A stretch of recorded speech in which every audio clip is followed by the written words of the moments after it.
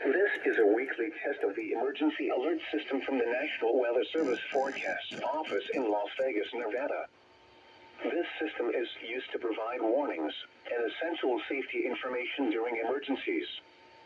If this had been an actual emergency, you would receive official information, news, or instructions from the station. This concludes the weekly test of the Southern Nevada Emergency Alert System.